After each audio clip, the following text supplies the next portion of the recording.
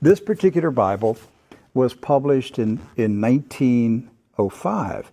Now, the reason I brought it out is that I want to show a map that's in this Bible. Now, mind you, the Scofield Bible was not published until 1913. Right. And I have in my office an original 1913 Scofield, which was the introduction of the Zionist Masonic heresies about a future state of Israel and separating the church from Israel and all that rapture stuff. That's where it came from.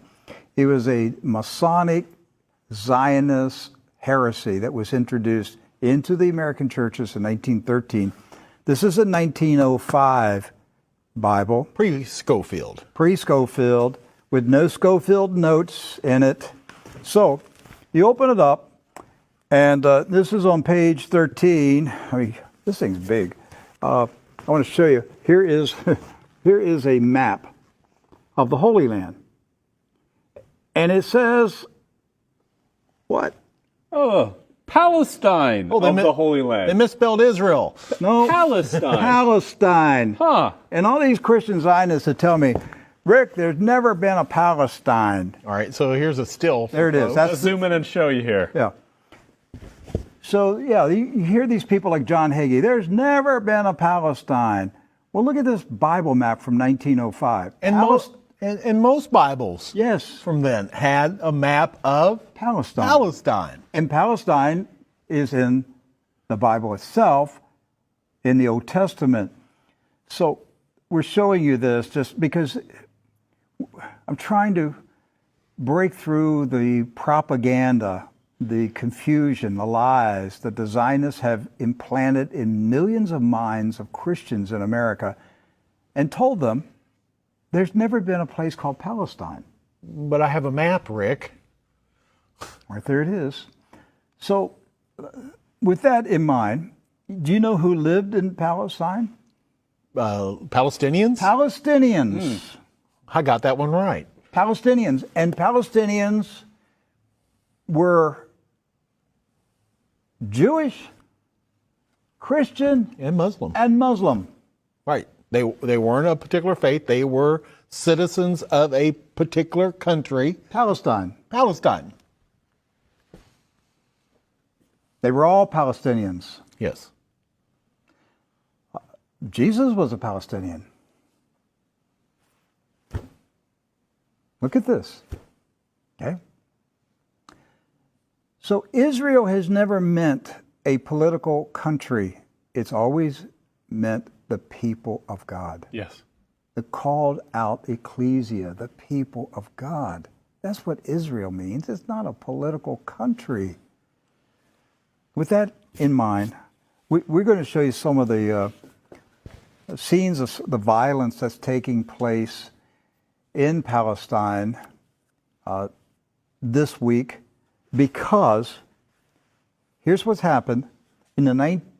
Following the 1917 Jewish Bolshevik Revolution in Russia, where the Jewish Bolsheviks went in and slaughtered the Romanov families in a satanic ritual, imposed communism on Russia, killed hundreds of thousands, literally millions of Christians, hundreds of thousands of Christian Orthodox pastors, and burned their churches, and just a horrible attack on the Russian church in 1917 and afterwards.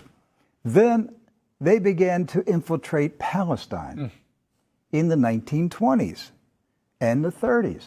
In the 1930s, there was a congressman in Texas, Lyndon B. Johnson, and he was smuggling guns and rockets and grenades from Texas to Palestine, putting them in the hands of the Jewish communist terrorists that were infiltrating Palestine. There was no Israel, no state of Israel. It was Palestine. And they crow about that. That's not a conspiracy theory. That's right from the Lyndon B. Johnson Library. The crates were marked Texas grapefruits.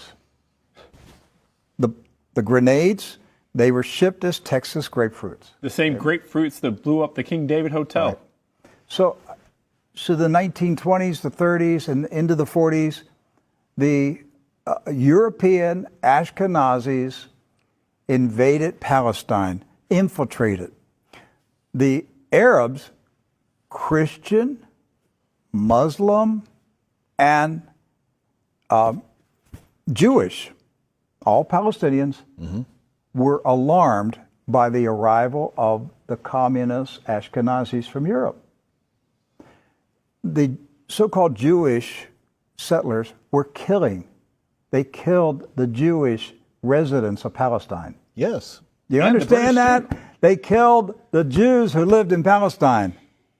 They killed Christians. They killed Muslims. They finally got enough critical mass that they had enough numbers that they took over Palestine and declared their independence in 1948. And Harry S. Truman, a 33rd degree Freemason, quickly recognized this new country as a real country. And that's how we got to 1948 and the State of Israel. There's never been peace in the Middle East since that day. That day is marked by all Palestinians as a day of disaster. Napka. Napka. A day of disaster. The disaster continues to this day. The Ashkenazi invaders continue to take the land, the homes of the Palestinians who have resisted, refused to leave their houses, refused to leave their farms. It's not about Palestinians trying to chase out Jews.